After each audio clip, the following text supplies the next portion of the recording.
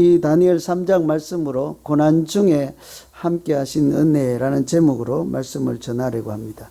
사람이 살다가 고난을 당하는 것은 누구도 피할 길이 없지요. 특히 믿는 사람들도 마찬가지입니다. 예외가 없습니다. 우리는 생각할 때 예수 잘 믿으면 고난이 없겠다. 또 때로는 예수 잘 믿으면 하나님 내가 예수 잘 믿으니까 고난을 없게 해주세요. 그러니까 항상 평화롭게 해주세요. 그렇게 기도할 수도 있겠습니다만 고난이라고 하는 것은 사실은 믿는 자나 그렇지 않는 자나 예외가 없지요. 어쩌면 예수 잘 믿을수록 고난은 더 어떨까요? 더 많지 않겠습니까? 잘 믿을수록요. 고난이 많죠. 왜냐하면 잘 믿을수록 사탄의 방해가 역사했기 때문이죠. 그래서 고난은 예외가 없는데 많은 사람들이 그래요. 고난 자체가 문제가 아니라 고난을 대하는 태도가 문제라 그러죠. 웬고하니 이 고난을 믿음의 눈으로 보고 잘 인내하고 견디고 뚫고 가는지, 그렇지 않으면 그때마다 하나님은 없다 하고 원망 불평하고 세상 사람들처럼 고난을 대하는지에 따라서 고난 이후에 그 결과가 완전히 판이하게 달라지기 때문이죠. 그래서 사람들이 때로 고난을 위장된 축복이라 하는 것도 마찬가지 맥락이지 않겠습니까? 고난 겉으로만 보면 고난인데 사실은 하나님이 그것을 통해서 그 고난을 또 고난의 과정을 겪으면서 지나가는 그 과정을 통해서 우리에게 주실 예비하신 은혜가 있다는 거죠. 겉만 보면 그런데 이렇게 속을 들여다보면 고난이 고난 자체가 아니라 하나님이 예비하신 축복이 들어있어서 위장된 축복이라 이렇게 하기도 하는데, 오늘 말씀도 이 어느새 그 고난이 이렇게 축복으로 바꾸어져 있는 그런 말씀이죠. 우리도 고난 당할 때는 모르지만 지나고 나면 어때요? 아, 하나님의 은혜구나 나중에야 깨닫게 되지 않습니까? 오늘 또 아주 죽을 고비에 있을 그런 고난인데 나중에는 오히려 하나님의 영광이요, 또 본인에게도 영광이 되는 축복으로 바꾸어지는 말씀입니다. 구체적인 내용은 바벨론 왕이 이 신상, 우상을 만들어 놓고 거기에 절을 하라 이렇게 명령을 내렸는데 만일 따르지 아니하면 그냥 죽이라가 아니고 타는 불에 집어넣어라, 태워서 죽여라 이런 얘기잖아요. 그런 엄중한 명령이 있었음에도 불구하고 다니엘이 그 친구들과 함께 왕의 명령을 따르지 아니하고 절을 하지 않겠다 이렇게 버티다가 끌려갔습니다. 그런데 붙잡혀 갔을 때 왕이 한 번 더 이렇게 최종으로 묻지요. 기회를 한 번 더 준 것이죠. 지금이라도 늦지 않았다. 지금이라도 마음을 돌이켜서 내가 말하는 이런 신상, 우리가 섬기는 우상에게 절을 하면 살려주겠다 했음에도 불구하고 끝까지 거절하고 그 왕의 명령을 거역하다가 결국은 어때요? 불에 타 죽을 운명에 처해지지 않았습니까? 이런 절체절명의 순간에서 하나님은 믿는 자들을 어떻게 보호하시고 그들 가운데 고난 중에 어떻게 역사하실까, 이런 것이 오늘 말씀입니다. 고난 중에는 하나님께서 더욱 고난 중에 하나님이 함께 하신다 그러면 좀 식상할 거예요. 그죠? 다 알잖아요. 이제 고난 중에 하나님이 함께 하십니다. 뭐 그 체감하고 피부로 이렇게 느끼진 않아도 피상적으로 우리 그렇게 말은 할 수 있어요. 고난 중에 하나님이 함께 하신다. 정작 그런데 자기가 고난을 당하면 어때요? 하나님 어디 계십니까? 막 이러잖아요. 여러분, 고난 중에는요 하나님이 더욱 가까이, 가장 가까이에 오십니다. 25절에 보시면 왕이 또 말하여 이르되 내가 보니 결박되지 아니한 네 사람이 불 가운데로 다니는데 상하지도 아니하였고 그 넷째 모양은 신들의 아들과 같도다. 그렇죠. 무슨 말씀인고 하니 이 바벨론 왕이 자기 명령을 거역한 다니엘과 친구를 세 사람을 풀무불에 던졌다고요. 그런데 그들이 이제 밖에서 지켜볼 거 아닙니까? 저들이 어떻게 죽나, 혹시 뭐 살려달라고 아우성을 칠까, 이렇게 봤는데 그들이 눈으로 본 것이 뭡니까? 분명히 세 사람을 던졌는데 그들이 보기에는 네 사람이 있는 거죠. 그래서 의심을 해서 신하들에게 야, 세 사람 던진 거 맞느냐? 그러니까 틀림없습니다. 그런데 왜 네 사람이냐? 왜 네 사람일까요, 여러분? 옆에 있는 사람은 이렇게 딸려 들어가지 않았을까요, 한 사람? 그 불에 던지려면 왜 꼭 잡고 거역할 거니까, 막 반항을 할 거니까 손발 다리 그냥 꼭 잡고 같이 하다가 너무 저항이 세니까 확 딸려 들어가지 않았겠어요? 그래서 네 사람. 아니에요? 근데 성경을 잘 읽어보세요. 혹시 여러분이 그렇게 생각할까 봐 오늘 말씀 중에 뭐래요?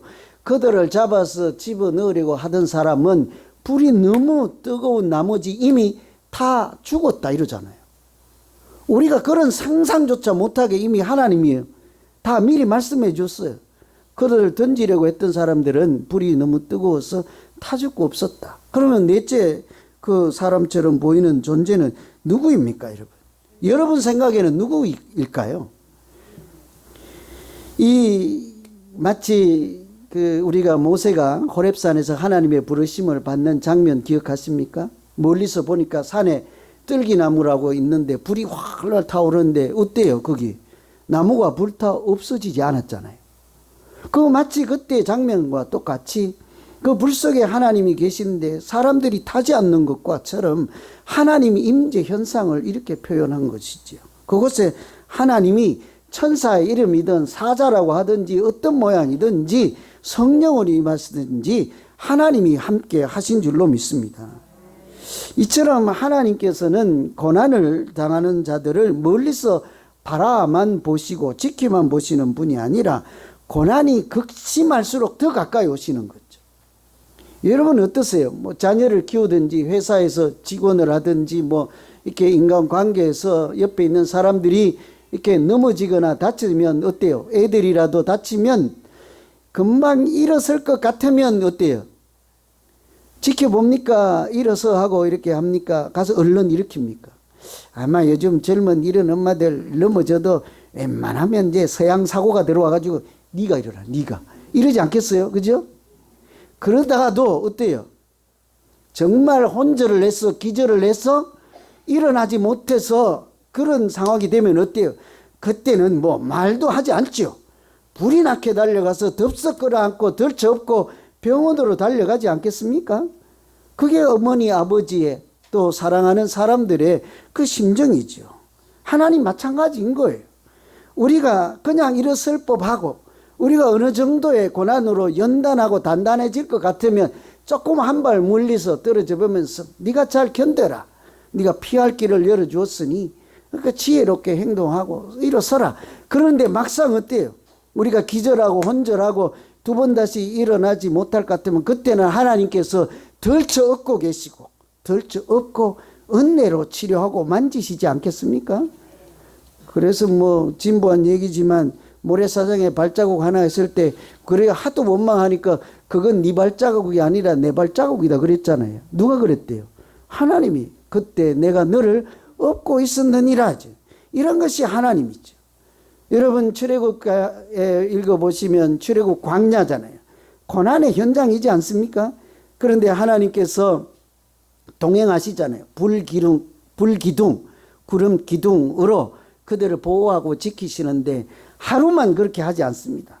그 고난의 터널을 들어갈 때부터 나올 때까지 무려 40년 동안 불기둥, 구름 기둥이 계속 함께 그 의미가 뭐예요?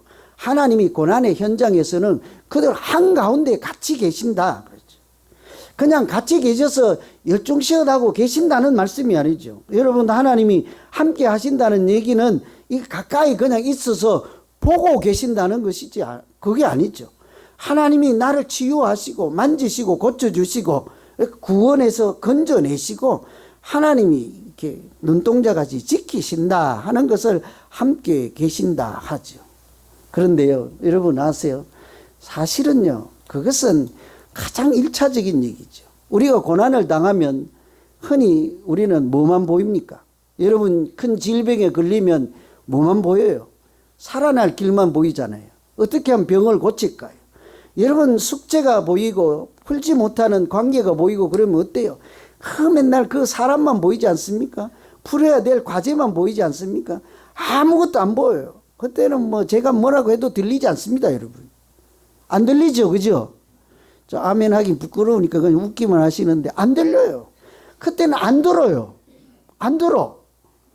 참, 그래서 제가 미국까지 왔잖아요. 여러분, 그거 아세요? 아주 똑똑한 인류대학교, 우리나라에서 1번, 2번 학교 나온 부부예요.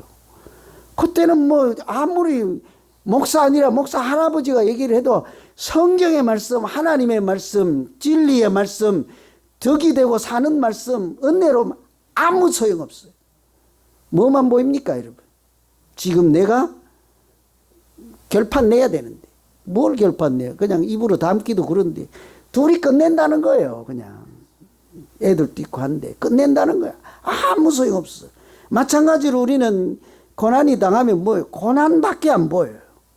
그래서 우리가 기도도 하나님 낫게 해주세요. 하나님 고쳐주세요. 하나님 살려주세요. 한 번만 더 힘을 주세요. 그러니까 삼손도 그러잖아요. 이번만 힘을 주시지. 다 그러잖아요. 그런데요, 그거는 하나님께는 그냥 기본. 우리는 그게 가장 커요. 고난 당할 때 하나님은 낫고 고치고 뭐 회복되고, 그러니까 눈물을 그치고, 이거는 아주 초보적인 단계예요. 하나님은 우리가 당하는 고난으로 더 고차원적인 하실 일이 따로 계신다고요. 그거 아셨어요? 근데 왜 맨날 고쳐달라고만 하세요? 우리가 고난을 당할 때는 눈물이 나고 좀 아프고 고통이 있을지라도 하나님, 고난이 당할 때는 더 가까이 오셔서 하나님 하실 말씀이 있지요. 하실 말씀이 있지요. 또 무슨 말씀을 하시려고, 나로 하여금 또 무슨 그 진리를 깨닫게 하시려고, 하나님 마음 어떤 부분을 또 알게 하시려고 이 고난을 또 허락하십니까? 이 고난을 주십니까? 이번에는 또 어떤 은혜를 주시려고 합니까? 하나님 무슨 일을 하고 싶으세요? 고난은요, 하나님께서 우리에게 가까이 다가오셔서 보여주시고 말씀하시는 하나님의 웅변 같은 거라 할 수 있는 거예요. 무슨 소리 하겠습니까? 하나님은 살아계신다. 우리 주변에 있는 많은 사람들이 여기는 오늘 느부갓네살 왕 우상에 절하라 아니면 죽인다는 이 사람들에게 다니엘이 당하는 고난을 통해서 하나님이 말씀을 하고 싶은 거예요. 다니엘을 끄집어서 살려내는 것은 우선 다니엘에게는 가장 먼저죠. 살아야 되니까. 그런데 하나님은 살려내는 것으로 끝나면 꽝인 거예요. 뭐부터 해야 됩니까? 아직 불 구덩이 안에서 네 사람이 거니는 것을 그 느부갓네살이 왕이 보고 뭐라고 해요? 하나님은 살아계신다. 이 얘기를 하고 싶은 거죠. 다니엘만, 느부갓네살만 그렇겠습니까? 불 속에 들어갔는데 당연히 타 죽어야 되잖아요. 그런데 시간이 지났는데도 멀쩡히 거기서 불 속을 거닐고 있으면 자기가 놀라지 않겠어요? 내가 왜 안 타지? 내가 왜 이러고 있지? 자기들이 먼저 놀랬을 거예요. 그래서 정신을 차리면 그때서야 뭐라고 생각합니까? 하나님이 살아계시는구나. 왜 하나님이 나를 이곳에 들어가지 않도록, 불못불에 던져지지 않도록 왜 못 막아주셨나? 이렇게 하다가 그때서야 이제 뭐래요? 안 타고 멀쩡하고 걸어 다니니까 하나님이 계셨구나. 하나님이 여기까지 같이 들어오셨구나. 하나님이 타지 않는 전능한 손으로 나를 붙잡고 계시는구나. 하나님 할렐루야. 이렇게 찬양하는 예배 자리가 된 줄로 믿습니다. 이게 하나님이 하시고자 하는 일이지요. 우리는 고난 물러가게 해주세요. 고난 없는 인생 살게 해주세요.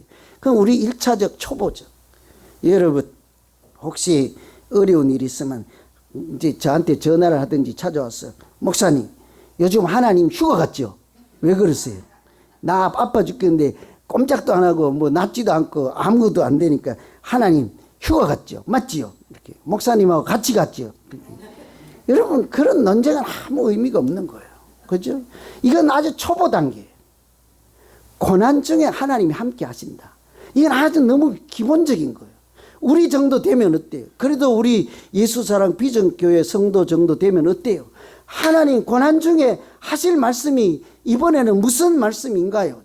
하나님 지금 옆에 와 계시죠? 이런 얘기를 할 수 있어야 되지 않겠습니까? 사도 바울이 감옥에 갇혔을 때, 이제 착고를 차고 갇혔을 때 그곳에서 기도하고 찬양할 때 옥문이 열리고, 그때 하나님이 하시고자 하는 일은 뭐예요? 그 간수가 너와 네 집이 구원을 얻으리라 하고 그 가정을 구원하신 일을 하려고. 그래서 사도 바울은 좀 고난은 힘들긴 힘들죠. 그런데 어때요? 자기는 고초를 당했지만 그 고초를 통해서 한 가정을 살려내는 것이 하나님 하시는 일이잖아요. 그러나 마침내 그 일을 사도 바울도 볼 때 어때요? 같이 찬양하고 같이 감사하고 그렇게 되지 않겠습니까? 여러분 요즘 어떤 고난 중에 있습니까? 혹시라도 하나님 안 계실지도 몰라. 하나님 원망 불평하는 대신에 하나님이 지금 가까이 와 계시고 하나님 이번에 나에게 하실 말씀이 있구나.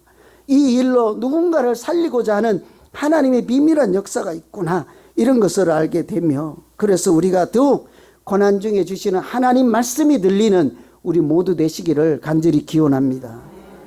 두 번째는 고난 중에 이렇게 믿음을 지키고 하나님을 찬양하고 섬기는 자들, 하나님을 높이는 자들을 하나님은 그들 스스로 더 높게 하십니다.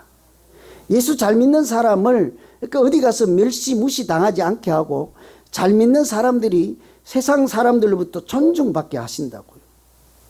여러분 혹시 콩나물 사러 갔다가 옆집 아줌마나 다른 교회나 어디 우상을 섬기는 사람들에게 멸시 받은 적 있습니까?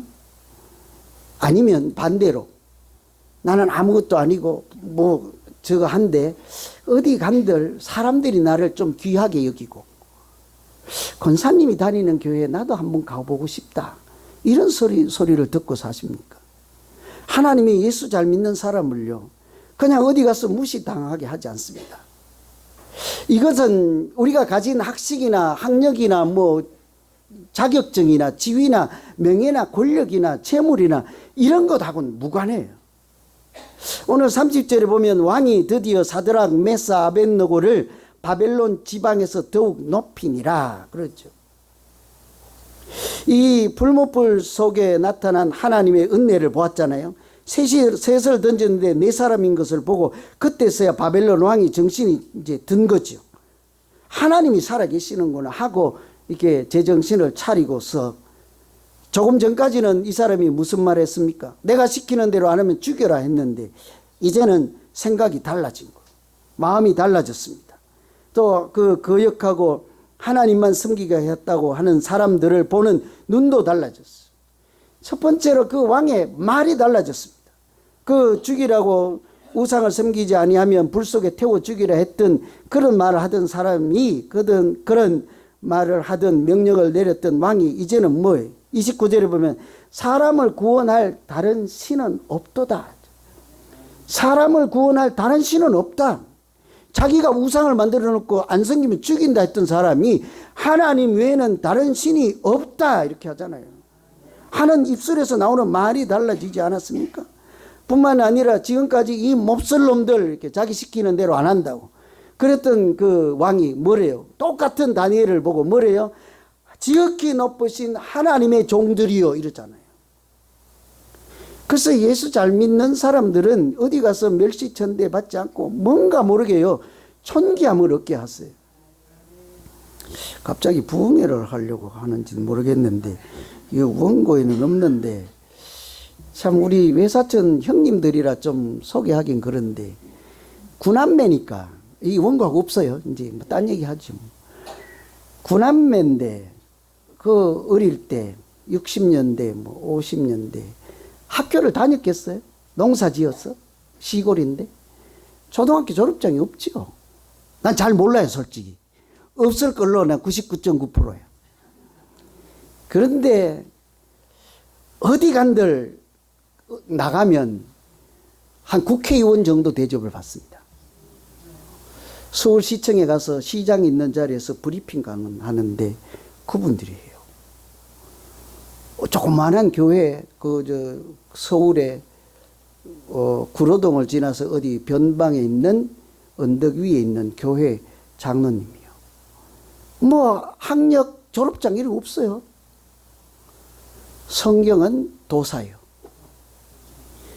외우는 게 아니라 그 말씀이 살아있고 역사하는 하나님의 말씀으로 자기 가운데 말씀이 있는 거예요. 어디 가서 말 한마디를 해도 무게가 있어요. 가볍지가 않습니다.